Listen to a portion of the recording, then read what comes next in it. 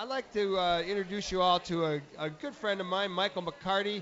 He used to live in town. He actually used to be an acupuncturist, and he'd stick those needles into you and make you feel better. I first knew him when he was in the Black Panther Party, and then he became a regular patron at the Heartland. And whenever he Oh, comes yeah. back to town, he's always telling me about some vegetarian restaurant he was at in India or somewhere else, and some good dish that we could put on the menu. He leaves samples for me in the walk-in cooler, and it's just it's a you're such a happy guy. Give that smile over to you. Hey, hey, hey.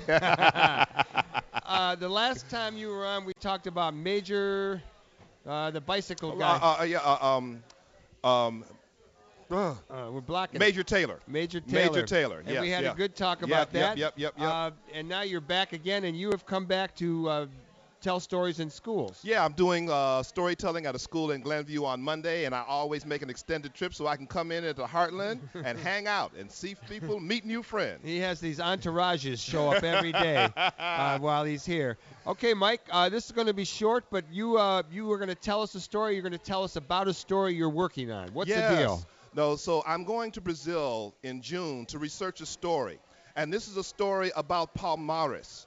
Palmares was a fortress community that was established by escaped African slaves in the 1600s in Brazil. And this community for about 100 years fought off first the Dutch and then the Portuguese. The last leader was a man named Zumbi. And I found out about this story, and I never heard about this. And one of the reasons that I do storytelling is to find those stories from African and African American history that are little known.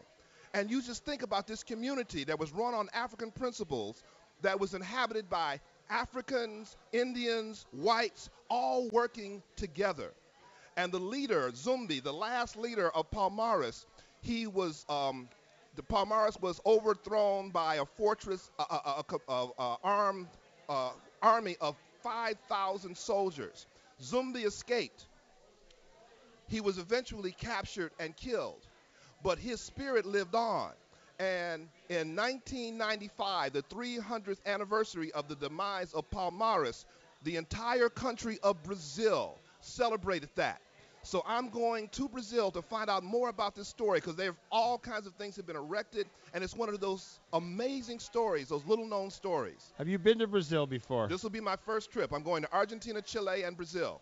Maybe you run into my daughter, Casey Blue, down there in Argentina. She's going down there. Give me the email. I'll stop by and say, hey.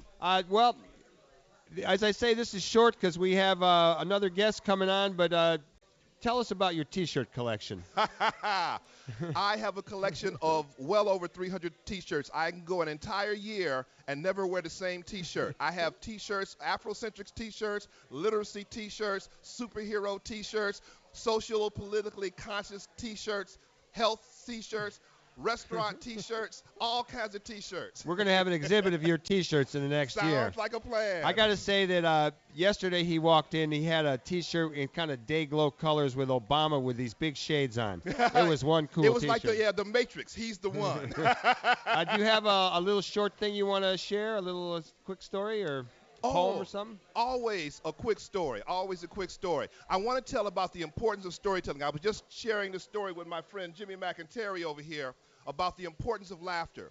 I was once doing a storytelling at a elementary school, and I'd done a first assembly with 3rd, 4th, and 5th graders. And afterwards, this 4th grade girl, 10 years old, comes up to me and says, "I really enjoyed your stories. They made me laugh.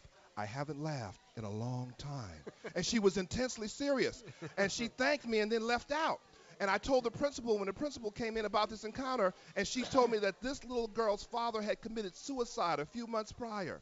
And for that little girl, on that morning, laughter was what she needed to heal and to go on with her life. Stories have great power. Tell them stories. All right, Michael. We look forward to hearing more and more stories from you over the years. Oh, yeah. And you're a wonderful man. Glad It's to have true. you. Let's have a big round of applause for Michael McCarty. Thank you, sir. Thank you, sir.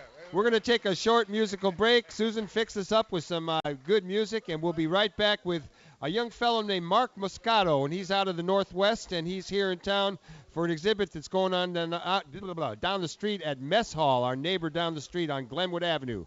We'll be right back with more Live from the Heartland. Stay tuned. Again, it's on the left end of your dial.